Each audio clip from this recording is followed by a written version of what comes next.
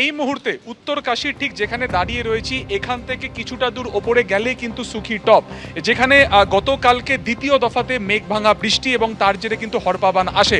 সেই সুখী টপ যা দেখা যাচ্ছে রাস্তা পুরোপুরি কার্যত নিশ্চিহ্ন হয়ে গিয়েছে এবং এই সুখী টপের ঠিক পরেই হচ্ছে হর্ষিল, যেখানে ইন্ডিয়ান ক্যাম্পের একটা বেস ক্যাম্প ভেসে যায়, যার ফলে অনেক যারা ভারতীয় বাহিনীর যারা জওয়ান রয়েছেন তারা এই মুহূর্তে মিসিং রয়েছেন। এবং তার ঠিক আরও প্রায় 50 কিলোমিটার পরে কিন্তু রয়েছে হচ্ছে সেই জায়গা ধারালি গ্রাম, যা প্রায় নিশ্চিহ্ন হয়ে গিয়েছে।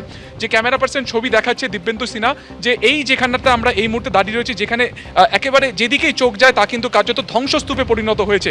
রাস্তা বলতে আর কোনো কিছু কার্যত অবশিষ্ট নেই। দেখা যাচ্ছে যে বোল্ডার একেবারে নিচে পড়ে রয়েছে এবং ঠিক যে ওপরের যে অংশ রয়েছে দেখা যাচ্ছে একেবারে পুরোপুরি কিন্তু তা নিশ্চিহ্ন হয়ে গিয়েছে।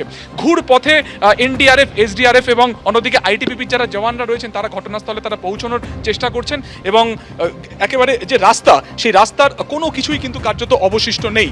সব মিলিয়ে এই মুহূর্তে যেটা আমরা জানতে পাচ্ছি যে এনডিআরএফ এর তরফে এবং অন্যদিকে স্নিফার ডগকেও কাজে লাগানো হয়েছে যাতে কেউ এই ধ্বংসস্তূপের নিচে না আটকে পড়ে থাকে পুরো বিষয়টাই। কিন্তু এই মুহূর্তে প্রশাসন দেখছে ইতিমধ্যে 5 জনের মৃত্যুর খবর এসেছে, অনেককে উদ্ধার করা হয়েছে, তবে পরিস্থিতি এখনও এতটাই এখানে একেবারে অবস্থা দেখা যাচ্ছে যে যে রাস্তা এখানে পড়ে রয়েছে সেই রাস্তাকে কার্যত ভেদ করা কোনোভাবে কিন্তু সম্ভব নয়। তাই অনেকটা ঘুর পথে উদ্ধার কাজ কিন্তু চালাচ্ছেন সেনাবাহিনী এবং পুলিশের তরফে এবং প্রশাসনের তরফে। ক্যামেরা দিব্যেন্দু সিনহার সঙ্গে সুকান্ত মুখোপাধ্যায়, एबीपी आनंद, उत्तर काशी। जैसे ही क्राउड बूस्ट हुआ वैसे ही हमारी फोर्सेस यहाँ पे जल्द से जल्द यहाँ पे आई ताकि लोगों को मैक्सिमम लोगों को रेस्क्यू किया जा सके।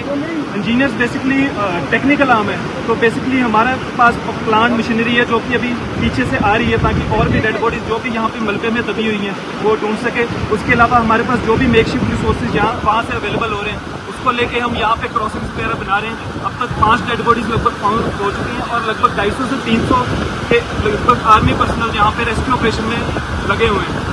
इस ऑपरेशन में सर हमारी जो मशीनें हैं बहुत सारी काम कर रही, 4 मशीनें हमारी काम कर रही। हमारे जो director general of border road हैं वो आए थे सर आज हेली से, और हमारे चीफ साहब भी आए थे हेली से विजिट के लिए। और बाकी सर ये जो घर है यहाँ पर एक इस जैसे घर पता नहीं सैकड़ों घर दबे हुए हैं, इनमें कम से कम 30-40 घर दबे हुए हैं सर, जो कि पूरी तरह से तबाह हो गए हैं। और इसमें एक लड़की आई थी अभी बता रही थी, बोल रही थी सर मेरी इसमें फाइल डॉक्यूमेंट किताबें सब कुछ उसके डॉक्यूमेंट्स पढ़ाई लिखाई के सब कुछ खत्म हो गए।